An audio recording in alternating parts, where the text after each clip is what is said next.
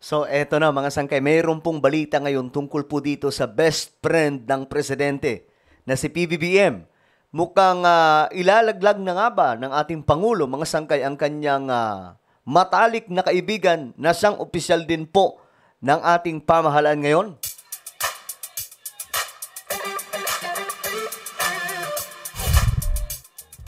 Guys, what's up? This is me, Sangkay Janjan. Ito lang, talakayin lamang po natin kasi may breaking news ngayon. Itong si PBBM nakaraan mga sangkay nagtawag no ng courtesy resignation sa lahat ng kanyang opisyal sa Palasyo ng Malacanang. Kasama nga po doon sila Secretary Larry Gadon, nagpasa din po sila ng formal resignation courtesy or courtesy of resignation. Ngayon, mga sanggay, kabilang po doon yung tropa ni BBM na si Lagdameo. Ngayon, mga sanggay, matalik na magkaibigan pa itong dalawa. Ang tanong dito, ilalaglag na nga ba ni BBM ang kanyang matalik na kaibigan? May balita po tayo dyan ngayon, mga sangkay, dahil mukhang, tingin ko lang, nangangamoy sibak. Kasi nga po, may mga nananawagan na si Sap Lagdameo ay manatili sa kanyang pwesto. Tingnan po natin ngayon mga sangkay, kasi may nasibak na po na isa, di ba? Tingnan po natin. Anyway, bago tayo magsimula, paki-subscribe po muna yung ating YouTube channel. Dito sa ating channel, more on informative na balita po or informations yung atin pong inilalabas. Kaya naman kung gusto mong lagi pong nakasubaybay at updated sa mga vlog natin dito, makikita nyo po ngayon yung subscribe button sa baba. Pindutin nyo lamang po yan. Then click the bell and click all. Sa mga nanonood po sa Facebook, i-follow nyo po yung ating Facebook page. Alright guys, eto na nga. Tingnan po natin. Kasi interesting itong topic natin ngayon kasi may mga nananawagan na raw. Eto po, bago lang po ito, ngayon lang din. Ayon po dito sa balita, MNLF sinuportahan si Antonio Lagdameo. Parang ang nangyari ngayon mga sangkay, may nagtutulak na nananawagan kay PBBM na mapanatili po siya sa pwesto. Itong dalawang ito mga sangkay, matalik na magkaibigan. Okay? Kaya nga lang, may mga kinakasangkutan ngayon na bagamat hindi naman po ito kumpirmado mga sangkay kung gaano katotoo ito, pero may mga kumakalat po talaga na mga impormasyon tungkol po dito sa matalik na kaibigan ng presidente. Ngayon, tingnan po natin, basahin po natin ang report. Matapos manawagan ni Pangulong Ferdinand Marcos Jr. ng courtesy resignation para sa cabinet secretaries, nagpahayag ng suporta ang Moro National Liberation Front kay Special Assistant to the President Antonio Lagdameo Jr. Ayan na mga sangkay. Sabi dito, in light of the recent call of His Excellency President Ferdinand Marcos Jr. for all cabinet officials to tender their courtesy resignations. Ito na ha. I, Miswari, Vice Chairman, okay, and the Acting Chairman of the Moro National Liberation Front express our unwavering support for Secretary Antonio Ernesto Lagdameo Jr., Special Assistant to the President. Nako, mga sangkay. Mukhang ito ito ay ano lang naman natin, kumbaga opinion, mukhang nanganganib. Sa tingin ko lang, mukhang delikado ang situation dito ni Special Assistant to the President Lagdameo. Kasi sa lahat po ng mga cabinet secretaries, wala pong galito mga sangkay na parang may mga supporters sila na mananawagan na mapanatili ang sa pwesto si ganito. Eto lang mga sangkay. Mukhang ang basa ko dito, ito naman mga sangkay ay teorya lang. Teorya lang mga sangkay kasi pambihira. Kung kumpiyansa ka na mapapanatili ka sa pwesto, 'di ba? Wala nang kahit na ano pang panawagan o ano man. Bagamat, hindi ko alam kung iniutos ito ni Sap Lagdameo. na manawagan kayo para manatili ako sa pwesto. Pero, mga sangkay, kumbaga ang weird lang, nakapagtataka lang, bakit may paganito? Diba? Ngayon, mga sangkay, ito yung kumalat na balita nito lamang pagkatapos ng eleksyon. Kasi naligwak dito yung mga kakampi ni PBBM. Ang bihira. Yan po, mga sangkay, hinanap ni Bongbong Marcos ang budget na 20 billion campaign funds ng administrasyon. Ayun na nga po, mga sangkay, kumakalat po ito na parang anyari. May budget para sa makinarya ang Marcos administration, pero bakit na zero vote daw po, mga sangkay, ang alyansa? Saan ba to? Sa BARM. Ayan po, mismong si Pangulong Bongbong Marcos ang nagtatanong, umano. Kena, Special Assistant,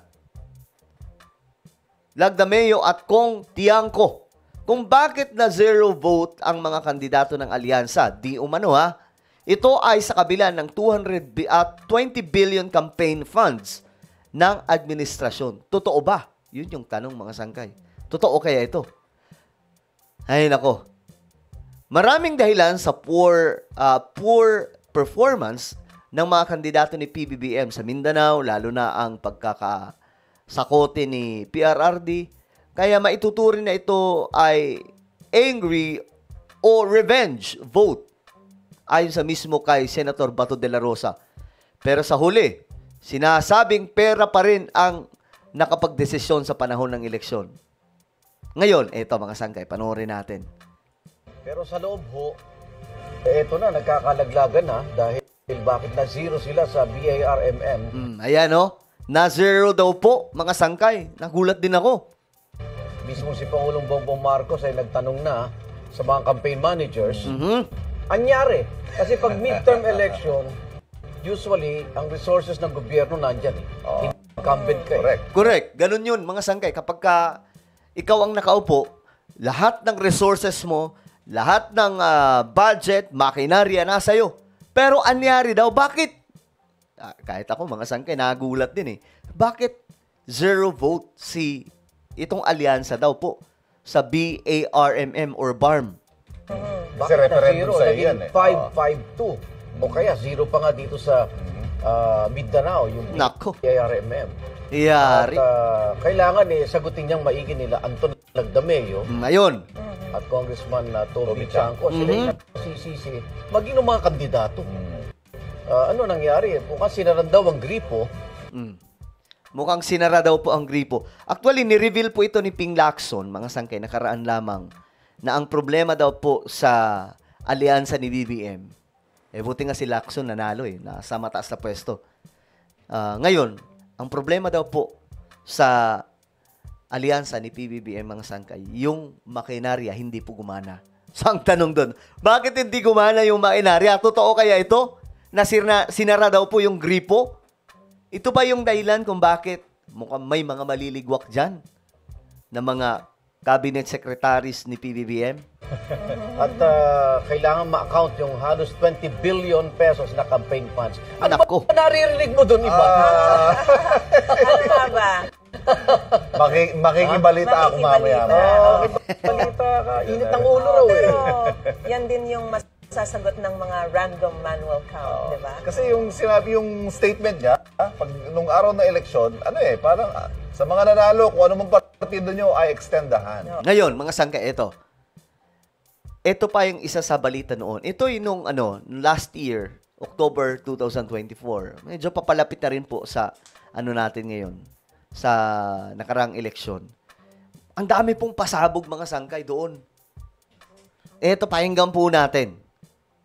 Kaya kung may problema, si Isaac Anton Lagdameo, huwag niya daligin ang kanyang problema at kanyang interest dito sa Sultan Kudarat Province.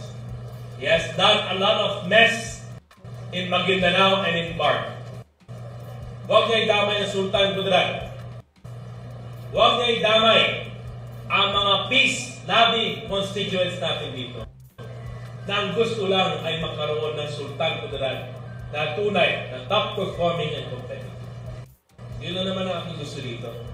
That we showcase genuine and sincere love and services to the Filipino people. Kaya, if I were to give an advice sana talaga, we are calling for the resignation of SAP Anton Lagdameo. Grabe, pinagre-resign si SAP Lagdameo at that time. I hope that he stops interfering in elections. Dahil sinabi ng Pangulo, magkakaroon ng honest and credible elections. I hope that SAP will stop harassing the mayors. Kasi hindi yan ang pag-uugali ng isang bagong Pilipino. Natakutin mo ang ating mga mayors. Ayan, mga sangkay, yan po yung kumalat. Up to now, pinag-uusapan yan, tapos sumabog pa po itong balita, mga sangkay, na zero daw po sila PBBM. Ano yun? Yung tanong ko dyan, ano yung sinadya kaya? May hugas ba sa likuran nila PBBM ngayon, mga sangkay? Kayo ba? Ano ang inyong opinion tungkol po dito? Kasi ito, basahin po natin, sinusuportahan daw po ng MNLF. Naku, may nangyayaring hindi natin alam Ayun sinaluduhan din ng MNLF ang mga trabahong ginawa ni Lagdameo na malaking tulong umano sa Bangsamoro. Pambihira, nananawagan ang MNLF sa pamahalaan na panatilihin sa pwesto si Lagdameo. Ako, abangan na lamang po natin kung ano itong mangyayari, mga sangkay. Mukhang, tingin ko lang sana mali. Sana mali, mga sangkay. Mukhang ilalaglag ni BBM. Tingin ko lang itong kanyang best friend. Ano po ang inyong opinion? Comment down below. Meron po tayong YouTube channel, Sangkay Revelation. Hanapin niyo po ito ngayon sa YouTube. Kapag nakita niyo na, i-click niyo po yung subscribe, i-click ang bell, at i-click niyo po yung all. Ako na po ay magpapaalam, mag-iingat pong lahat. God bless everyone.